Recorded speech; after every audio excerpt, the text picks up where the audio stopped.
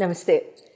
April నెలలో అంటే కొత్త సంవత్సరం వచ్చిన తర్వాత మొట్టమొదటి నెల వృషభ రాశి వారందరికీ కూడా ఏ రకంగా ఉండబోతుందో ఈ వీడియోలో తెలుసుకుందాం. వృషభ రాశి వారికి ఈ ఏప్రిల్ నెలలో నేను ఇచ్చే మోటివేషనల్ టిప్ ఏంటంటే, ట్రయల్స్ అనేది లైఫ్లో ఎప్పుడు కూడా వదలద్దండి. చాలా చక్కగా మీరు చేస్తున్న పనిని ముందుకు తీసుకెళ్ళండి. ఆఖరి దాకా వచ్చేసేసి ఆఖరిలో కనుక మీరు దాన్ని గివప్ చేసేస్తే అక్కడి నుంచి వచ్చి అందుకునే వాళ్ళు చాలా ఈజీగా గేమ్ని కంప్లీట్ చేసేస్తారు. బంగారం కనుక్కున్న స్టోరీ తెలిసిందే కదా. ఆ రకంగా don't give up your trials. All the very best. మీ రాశి యొక్క భగవానుడు వచ్చి శుక్ర భగవానుడు. ఆయన లాభస్థానంలో 11వ స్థానంలో రాహుతో కలిసి రవి బుధ శని భగవానులతో కలిసి ఉన్నారు.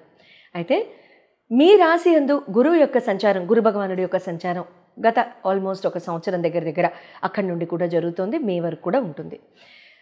కుజ భగవానుడు మీకు ద్వితీయ స్థానంలో, కేతు భగవానుడు పంచమ స్థానంలో ఉంటూ మీకు ఏ రకంగా ఈ నెల ఉండబోతోంది, ఫస్ట్ మంత్ మీకు ఎటువంటి సర్ప్రైజెస్ ఇవ్వబోతోంది అనేది తెలుసుకుందాం. హెల్త్ పరంగా కనుక చూసినట్లయితే వృషభ రాశి వారికి ఫస్ట్ హౌస్ ఇమ్యూనిటీ హౌస్గా చెప్పుకుంటాం కాబట్టి సెల్ఫ్ ఇండివిజువాలిటీ. ఇక్కడ శుక్ర భగవానుడు 11వ స్థానంలో ఉన్నప్పుడు మీకు ఏమవుతుందంటే చాలా చక్కగా ఆహ్లాదంగా సంతోషకరంగా సోషల్ గ్యాదరింగ్స్, రకరకాల ఫంక్షన్స్ అటెండ్ అవ్వడం, నలుగురిని కలవడం, పాత మిత్రుల్ని కలవడం, పాత బంధువుల్ని కలవడం, ఎంతో కాలంగా కలవని బంధువుల్ని కలవడం, ఇలాంటివి చేస్తుంటారు.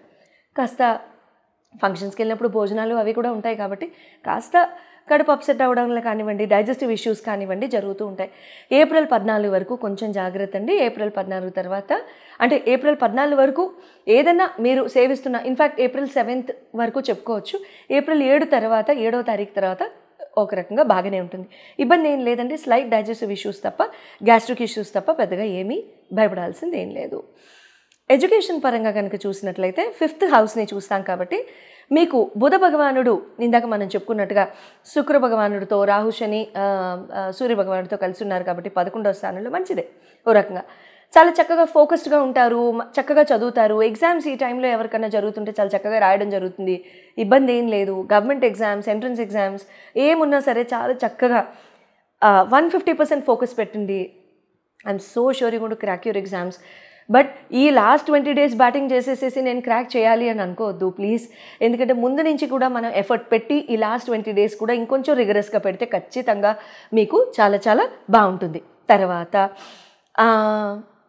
లవ్ లైఫ్ కనుక చూసినట్లయితే కేతు భగవానుడు పంచమ స్థానంలో కొన్నాళ్ళుగా ఉన్నారు. ఆల్మోస్ట్ 1 year క్వార్టర్ అని చెప్పొచ్చు.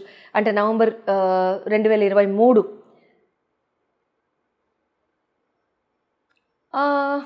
డీఫోకస్డ్, కన్ఫ్యూజ్డ్, డౌట్స్, స్పెక్యులేషన్, రకరకాల అనుమానాలు, రకరకాల ఆలోచనలు, భయాలు, ఇన్హిబిషన్స్ ఇలాంటివన్నీ ఉన్నాయా? కామెంట్స్లో రాయండి. వృషభ రాశి ఇలాంటివి జరుగుతున్నాయా? సో ఇది ముందుకెళ్తుందా లేదా, పేరెంట్స్ ఒప్పుకుంటారా లేదా, ఇలాంటివన్నీ అవుతూ ఉంటాయి. గుడ్.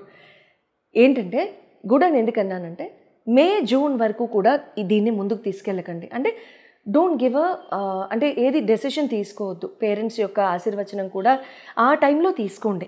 పెద్దవాళ్ళ బ్లెస్సింగ్స్ ఆ టైంలో తీసుకోండి. పెద్దవాళ్ళ ఇరువురిని మాట్లాడించండి. ఏది కూడా పెద్దవాళ్ళ బ్లెస్సింగ్స్తో చేసేవన్నీ కూడా చక్కగా నిలుస్తాయి, చాలా చక్కగా ముందుకెళ్తాయి. జాతకాలు చూపించుకుని చక్కగా మనకు అన్యోన్యత ఉంటుంది జీవితాంతం అనుకుంటే అప్పుడు ఏమవుతుంది, ఈ జాతకాలు చూడడం కూడా ఎందుకు, చిన్న చిన్న తుఫాన్లు ఏమన్నా లైఫ్లో వస్తే అవన్నీ తట్టుకుని మనం ముందుకు వెళ్ళడానికి.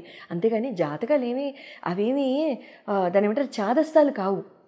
ఎందుకు చిన్న చిన్న ఉడిదుడుకులు వచ్చినా సరే ఏమవుతుంది, మన వాళ్ళే కదా.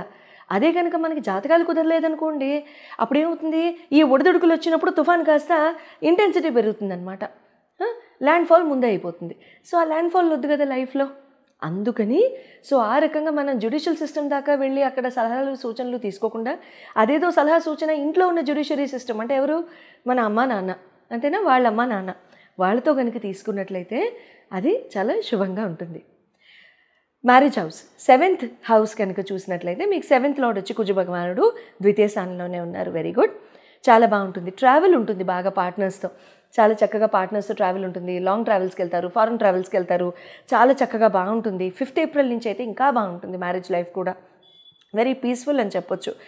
But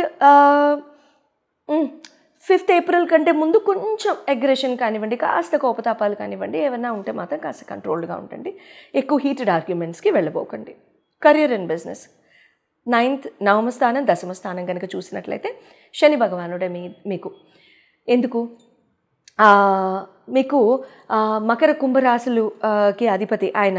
9th and 10th house Lord's కాబట్టి ఆయన ఒక రకంగా మీకు మీనానికి వస్తే వెరీ గుడ్. మీకు దశమం నుంచి మీకు 11వ స్థానానికి లాభస్థానానికి వెళ్ళిపోయారు కాబట్టి ఇంకా చాలా బాగుంటుంది.